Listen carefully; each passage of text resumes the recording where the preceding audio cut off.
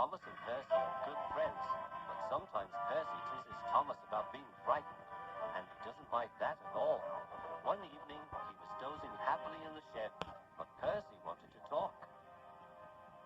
"Wake up, Thomas. Are you dreaming about the time you thought I was a ghost?" "Certainly not. Anyway, I was only pretending to be scared. I knew it was you, really," Percy went on, teasing him. "I hope the guard leaves the light on for you tonight." "Why?" asked Thomas. "I quite like the dark." "Oh, really?"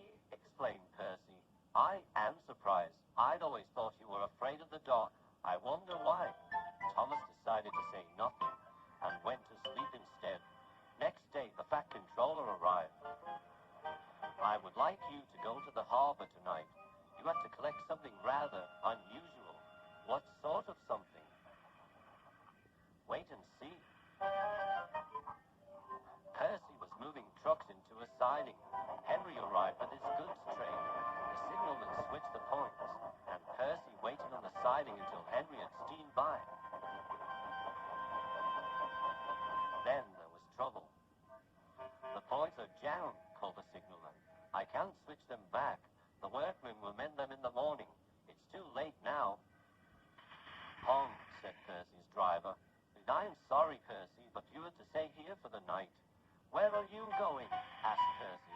"Home for tea," replied the fireman. Percy was speechless. He watched as the other engines went home to the shed. Nighttime came and Percy began to feel very lonely. "Oh dear," he murmured, "it's very dark." Oh, what's that?" It was only an owl, but Percy didn't realize this. "I wish Thomas was here too," he sighed. Thomas was waiting for his mysterious boat at the harbor. Suddenly, there it was.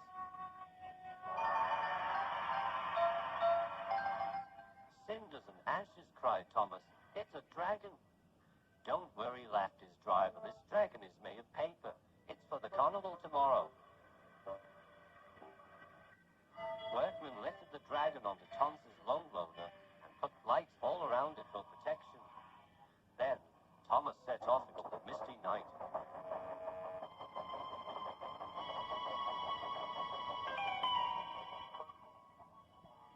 Percy was asleep in his sidings and had no idea that Thomas was approaching him.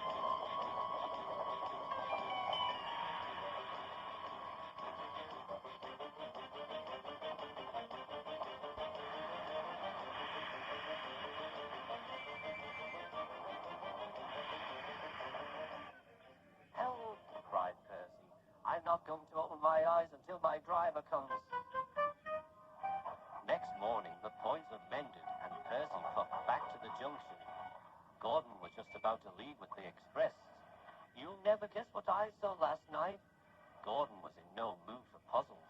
"I am a busy engine. I don't have time for your games." "I have seen a huge dragon. It was covered in light." Gordon snorted. "You have been in the sun too long. Your dome has cracked." When the other engines heard the news, they laughed too. "Look out, Percy," chuckled James, "or the dragon may gobble you up." "No one believes me," puffed Percy. "Maybe I did imagine the dragon after all."